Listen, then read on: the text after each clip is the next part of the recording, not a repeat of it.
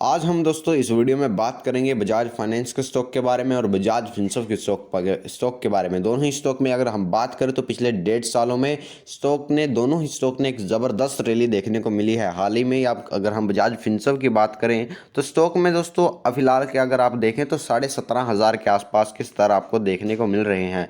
पर मैं आपको एक चीज़ बताना चाहूँगा दोस्तों कि जब स्टॉक में जब कोविड की सेकेंड वेव आई थी तब स्टॉक के जो स्तर थे वो लगभग 9,000 के आसपास ये स्टॉक अपने 52 वीक हाई से गिर चुका था। 9,000 के आसपास ये स्टॉक आ चुका था, ट्रेड करने लग चुका था।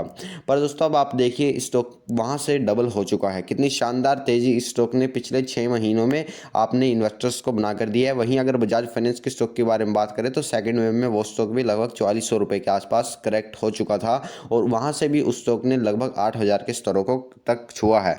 पर दोस्तों मैं आपको ये चीज़ बता क्यों रहा हूँ, आप ये सोच रहे होंगे कि मैं चीज़ आपको बता क्यों रहा हूँ। तो ये दोस्तों मैं आपको ये चीज़ इसलिए बता रहा हूँ, ये फैक्ट मैं आपको इसलिए बता रहा हूँ क्योंकि अगर आप फिलहाल ये सोच रहे हैं कि बजाज फिनसर्व और बजाज फाइनेंस का स्टॉक थोड़े 1-2 महीने से बिल्कुल भी इंक्रीज़ नहीं कर रहा है, तो इसका कारण दोस्तों सिर्फ और सिर्फ यही है कि जिस तरह से दोनों ही स्टॉक ने पिछले 6 महीनों में एक ज़बरदस्त रैली आपको देखने को मिली है। तो एक थोड़ा सा ठहराव, देखिए कोई भी चीज़ अगर भागेगी, मान लीजिए देखिए कोई भी चीज़ ऐसे भागेगी तो वो हल्का सा डिप तो लेगी, हल्का सा शायद। देखिए अगर आपको टाइम करेक्शन और प्राइस करेक्शन का नहीं पता तो मैं आपको बता दूं कि मान लीजिए कोई स्टॉक इस तरह से ऊपर गया और वो फिर कुछ टाइम तक इसी तरह से किसी एक प्राइस रेंज में कारोबार करने लग जाए और फिर उसके बाद एक आपको ब्रेकआउट दे, उसे कहते हैं टाइम करेक्शन। और अगर कोई कंपनी का स्टॉक या किसी कंपनी के स्टॉक में प्राइस करेक्शन आता है तो मान लीजिए वो स्टॉक इस तरह से गया तो इस तरह से वो नीचे भी आता है। पर मैं आपको एक चीज़ बताना चाहूँगा कि अगर कोई भी कंपनी एक बहुत ही शानदार फंडामेंटली एक बहुत ही अच्छी कंपनी है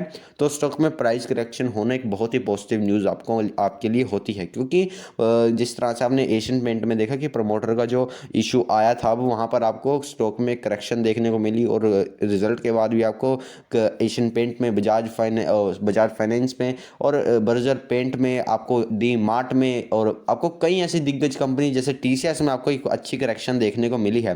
पर क्या आपको नहीं लगता कि ये स्टॉक्स अब थोड़े ही दिनों में या थोड़े ही महीनों में आपको उन्हीं स्तरों पर देखने को मिलेंगे? इसीलिए एक बहुत बड़ी अपॉर्चुनिटी आपके लिए इन स्टॉक्स में बन रही है। आपको इन स्टॉक्स में फिलहाल बहुत बड़ी अपॉर्चुनिटी मिल रही है कि आप इन स्टॉक्स को अपने अच्छी तरह से अपने जो आपकी बाइंग एवरेज है उससे नीचे ला सके अगर आपने इन स्टॉक्स को ऊपर के स्तरों पर खरीदा है।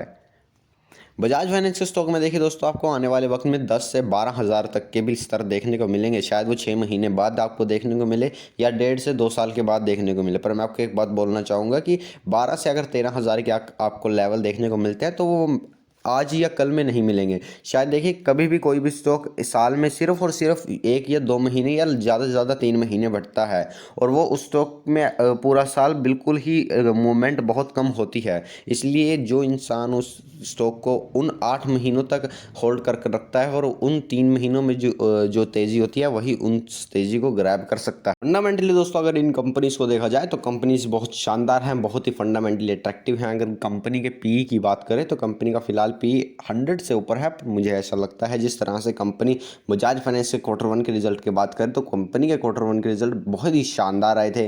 कंपनी के नेट इंटरेस्ट मार्जिन में आपको क्वार्टर बेसिस पर लगभग 28% के आसपास की वृद्धि देखने को मिली थी।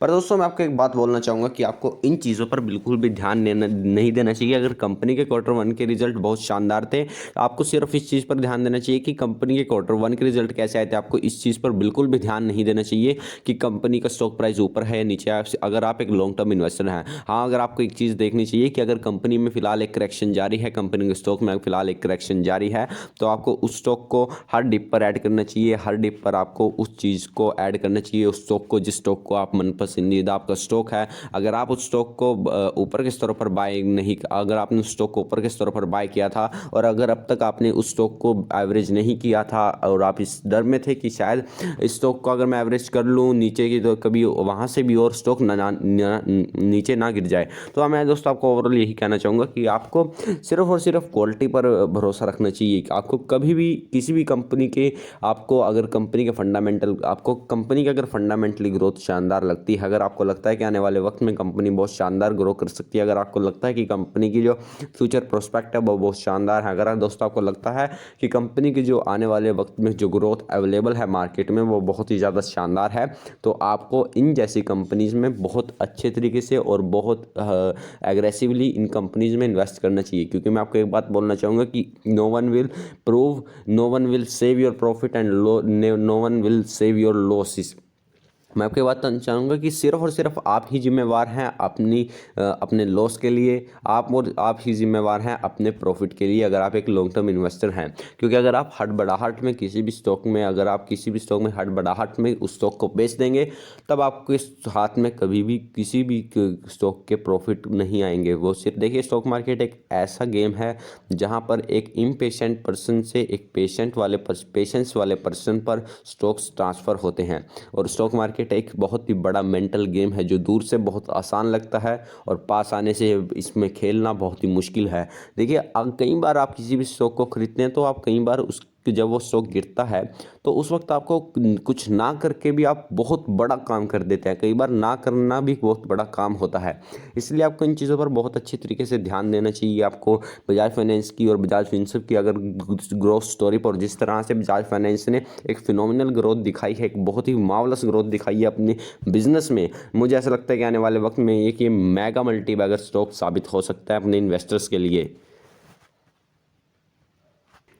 फंडामेंटली जिस तरह से बजाज फाइनेंस ने अपने बिजनेस को ग्रो किया है, जिस तरह से इनके प्रॉफिट हर क्वार्टर में इंक्रीज़ कर रहे हैं, जिस तरह से कंपनी की जो नेट इंटरेस्ट मार्जिन है वो इस क्वार्टर में बहुत ही ज़्यादा बढ़कर आई है। कंपनी का जो कस्टमर बेस है इस क्वार्टर में बहुत अच्छे तरीके से लगभग डबल होता हुआ नज़र आया है। तो अगर आपको किसी भी स्टॉक में गिरावट देखने को मिलती है तो आपको उस गिरावट को ग्रैब करना चाहिए। जो अगर मान लीजिए कोई कंपनी आपको पसंद थी और आप उस कंपनी को होल्ड पर रखना चाहते थे, अगर आप उस कंपनी को और नीचे के प्राइस पर खरीदना चाहते थे, जिस तरह से मान लीजिए आपने किसी कंपनी के स्टॉक को 8,000 रुपये पर खरीदा है।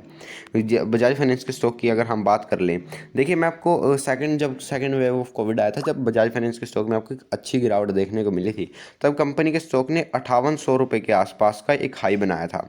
मान लीजिए कोई एक ट्रेडर है मान लीजिए कोई भी ट्रेडर है, उसका नाम है ए, उसने उस स्टॉक को, या कोई लॉन्ग टर्म इन्वेस्टर है, सॉरी ये ट्रेडर के लिए वीडियो नहीं है, मान लीजिए कोई एक लॉन्ग टर्म इन्वेस्टर है, उसे बजाज फाइनेंस के, उसने इतना स्टॉक 5800 तक गया, उसने बजाज फाइनेंस के फंडामेंटल को रीड किया, बजाज फाइनेंस की ग्रोथ को रीड किया, बजाज फाइनेंस की जो ग्रोथ प्रोस्पेक्ट है, फ्यूचर प्रोस्पेक्ट उन्हें रीड किया, और उसे बजाज फाइनेंस की जो ग्रोथ अपॉर्चुनिटी है वो बहुत ज़्यादा नज़र आई। पर जब उसने 5800 रुपये पर उस स्टॉक को मान लीजिए ऐड किया अपने पोर्टफोलियो में, उसने अब ह्यूज क्वांटिटी में उस स्टॉक को ऐड किया, तब आपको देखने को मिलेगा, तब उसके बाद 15 से 20 दिनों के अंदर बजाज फाइनेंस के अंदर आपको लगभग 4400 रुपये के आसपास के आपको टारगेट देखने को मिले थे। मान लीजिए आपने 58 लाख रुपए के आसपास कंपनी के शेयर खरीदे, तो आपके 15 दिन के बाद जो वैल्यू थी वो लगभग आपकी 14 लाख रुपए के आसपास घट चुकी थी। तो क्या आपको वो एवरेजिंग करनी चाहिए या नहीं? मैं आपसे ये बात पूछना चाहूँगा कि क्या आपको उस वक्त एवरेजिंग करनी चाहिए, कि क्या अगर 6 महीने बाद जब बजाज फाइनेंस का स्टॉक 5800 रुपये के आसपास आएगा? क्योंकि देखिए, मैं खुद ये सोच रहा था कि मैंने उस वक्त इस स्टॉक में इतनी बाइंग की, बहुत ज़्यादा मैंने खुद इस स्टॉक में बाइंग की थी, अपने क्लाइंट्स को हमने बाइंग करवाया था। पर आपको इन चीज़ों पर बहुत अच्छे तरीके से ध्यान देना चाहिए कि अगर आपको किसी स्टॉक को पसंदीदा आपका स्टॉक है वो गिर रहा है तो घबराने की आवश्यकता नहीं है। देखिए, घबराते वही हैं जो रिस्क लेने से डरते हैं, क्योंकि वो रिस्क, देखिए, खरीदते वक्त अगर आप खरीदते वक्त ये कहेंगे रिस्क है तो इश्क है, एक बार खरीदने में आप किसी भी घटते हुए स्टॉक को कितने बार एवरेजिंग करते हैं वो असली रिस्क माना जा सकता है।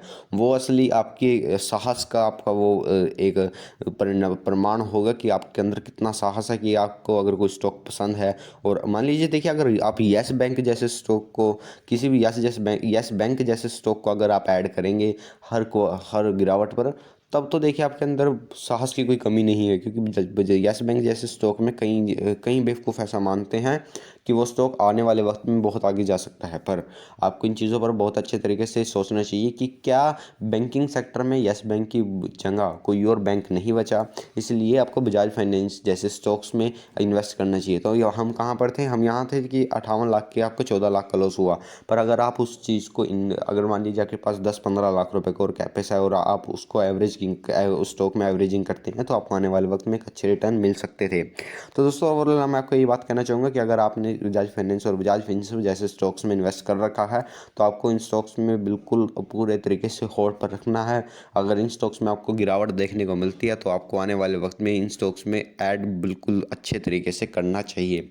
तो दोस्तों, अगर आपको वीडियो पसंद आई हो तो वीडियो को लाइक कीजिए, शेयर कीजिए और चैनल को सब्सक्राइब करना ना भूलें। और अगर अब तक आपने हमारे टेलीग्राम चैनल को ज्वाइन नहीं किया, जिसका लिंक डिस्क्रिप्शन में दिया गया है, आप जाइए हमारे टेलीग्राम चैनल को जरूर ज्वाइन कीजिए, जहां पर आपको हर एक क्वार्टर के रिजल्ट देखने को मिलेंगे। तो धन्यवाद दोस्तों, आपका दिन मंगलमय हो। धन्यवाद दोस्तों।